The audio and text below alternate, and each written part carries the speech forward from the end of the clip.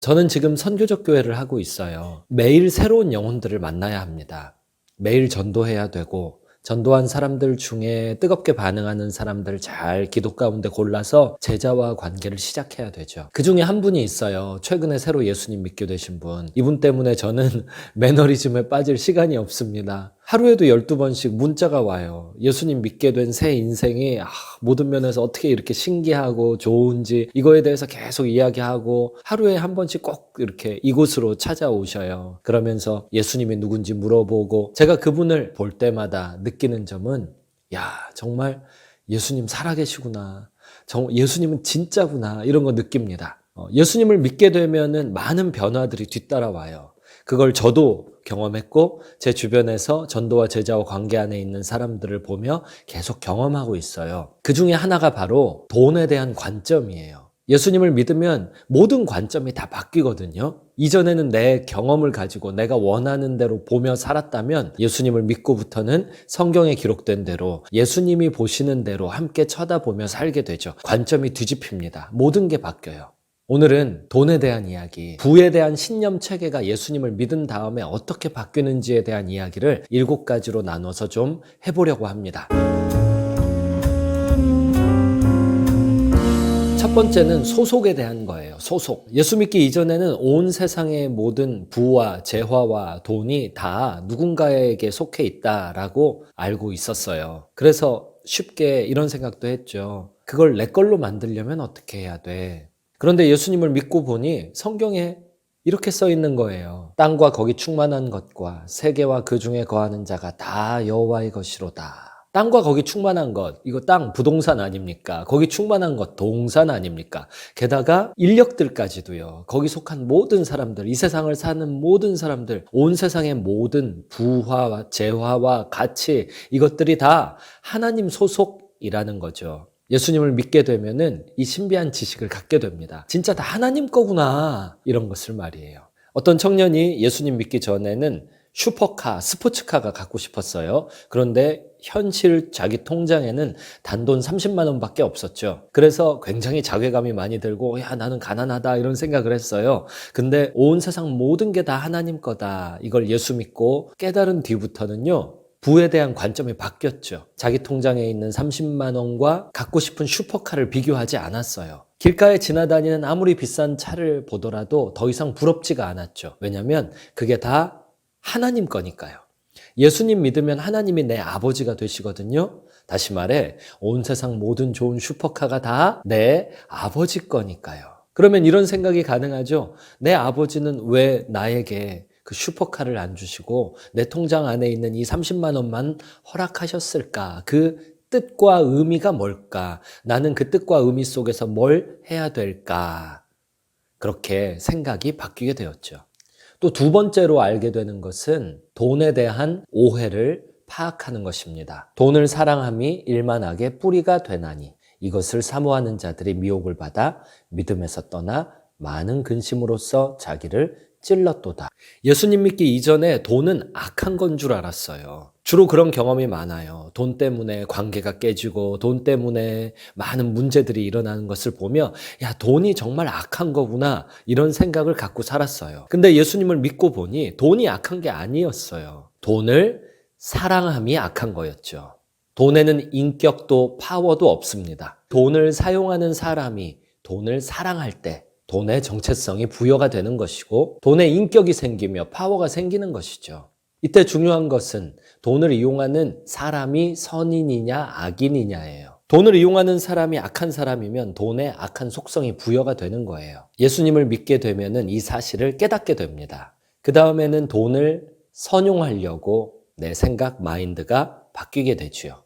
세 번째 사실은 변화예요. 내가 바뀌었다라는 사실이에요. 그런즉 누구든지 그리스도 안에 있으면 새로운 피조물이라 이전 것은 지나갔으니 보라 새 것이 되었다.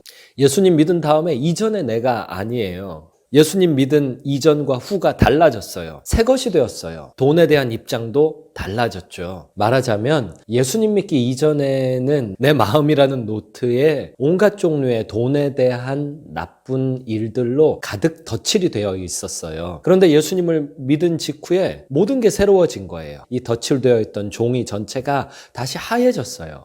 모두 깨끗이 지워져 버렸어요. 처음부터 다시 시작할 수 있게 되었어요. 이전에 한 번도 상처받아 본 적이 없는 사람처럼 모든 일들을 돈과 관련된 일을 포함해서 재시작할 수 있는 기회가 생긴 것이죠. 또 하나 중요한 사실은요, 회개하고 예수님 믿으면 내가 성령 하나님을 선물로 받는다라는 거예요. 첫 번째 사실, 성경에 의하면 하나님께 다 속해 있잖아요. 그런데 그 하나님을 내가 예수님 믿으면 갖게 되는 거예요. 이게 무엇을 의미하는지 예수님을 믿으면 알게 돼요. 온 세상의 부를 내가 이미 가졌구나. 나는 이미 부자가 되었구나. 이 사실을 깨닫게 됩니다. 부자 정체성을 갖게 되는 거예요. 세상 대부분의 일들은 연역적으로 진행됩니다. 흔히 목표라고 하지요. 제가 지난번 주식 이야기에서 리스크를 어떻게 바라보는지 요거 다루면서 수능의 예를 들었었죠. 그걸 다시 얘기해 볼게요. 수능 시험은 미래에 있어요. 그런데 그 학생이 미래를 향해서 현재를 투자합니다. 오늘 모의고사 시험을 치르고 오늘 틀린 답안을 비교 분석하며 더 공부하고 준비하는데 시간을 쓰는 것이죠. 어떤 건물주가 땅을 샀어요. 그리고 거기에 빌딩을 올리려고 그래요. 그러면 이것도 연역적으로 진행돼요. 청사진을 먼저 준비하겠죠. 그리고 거기에 들어가는 재화를 계산해 보겠죠. 계산한 것을 어떻게 구하는지 또 이거 찾겠죠. 찾은 다음에는 이 찾은 것을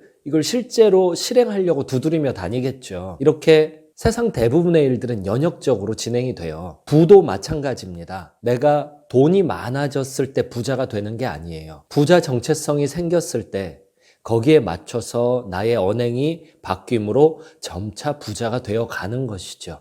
만약 부자가 되는 게 귀납적이라면 로또 맞은 사람들이 대부분 다 그 부를 유지하거나 더 부자가 됐었어야 하겠죠. 그런데 실상은 일억천금을 맞은 대부분의 사람들은 이전보다 더 가난해지고 말게 되죠. 이게 다섯 번째 이야기랑도 연결이 돼요. 존재예요, 존재. 하나님이 어떤 분이신지를 생각할 때마다 가슴 벅찹니다. 아까 어떤 청년, 통장에 30만 원 있는 청년 예를 다시 들어볼게요. 예전에는 30만 원이 크게 보였기 때문에 나는 가난하구나. 왜냐? 30만 원 때문이야. 이 생각이 있었다고요. 근데 예수님을 믿고 보니 세상 모든 부의 합보다 크신 성령 하나님께서 이미 내 안에 내주에서 나와 함께 살고 계시잖아요. 그러니까 나는 30만 원이 보이는 게 아니라 크신 하나님이 보이는 거예요. 나의 존재 자체가 달라 보이는 거죠.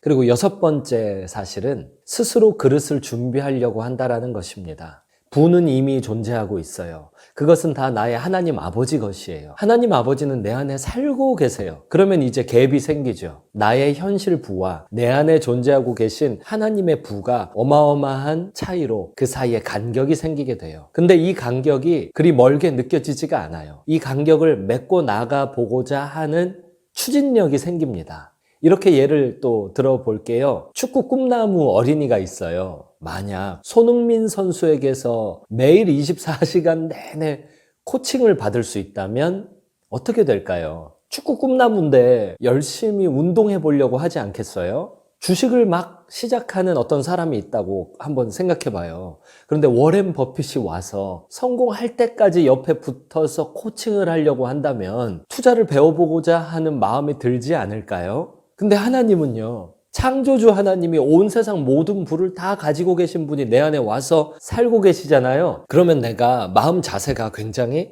달라집니다. 추진력이 생겨요. 연구해 보려고 그러고 행동해 보려고 그러고 뭐든 실패를 하더라도 크게 실망스러워하지 않고 다음 단계를 재도전 해보려는 추진력이 생깁니다. 이것은 이제 일곱 번째 사실하고도 연결이 돼요. 부의 신념 체계를 바꿔버리는 다음과 같은 실행이 지속됩니다. 먼저 끊임없이 자신의 경험에서 벗어나게 돼요. 창세기 12장의 아브라함을 떠올려 보세요. 본토 친척 아비의 집을 떠나 하나님이 지시하는 전혀 모르는 새 곳으로 갔죠. 노아를 생각해 보세요. 자기가 전혀 모르는 거대한 방주 짓는 일을 100년이나 지속하잖아요. 지혜는 우물 바깥에 있는 거예요. 예수님을 믿게 되면 끊임없이 내 경험 바깥으로 예수님을 향해서 가게 됩니다. 모든 면에서요. 하나님께로 가보면 하나님이 세워놓으신 자연 법칙이 새로 보여요. 세상은 우연히 돌아가지 않는다. 하나님이 다 법을 정하셔서 진행하신다. 이걸 알게 돼요.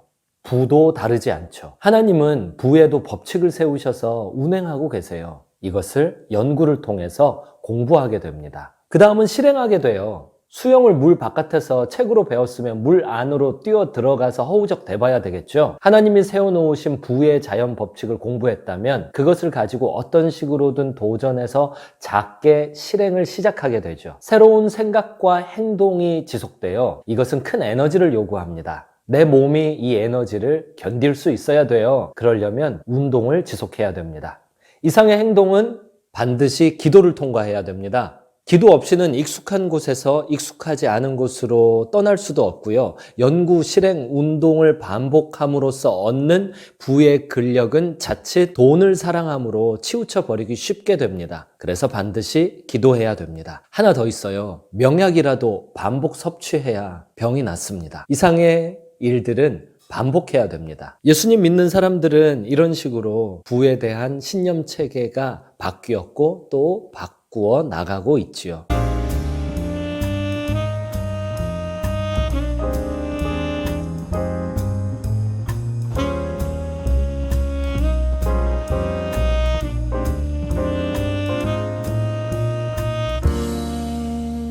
가난은 운명이 아니라 선택입니다. 예수님을 믿을 때 얻은 어떤 소명의 특이성 때문에 일부러 가난하게 살지 않는 한 우리는 가난을 운명으로 받아들일 필요가 없습니다.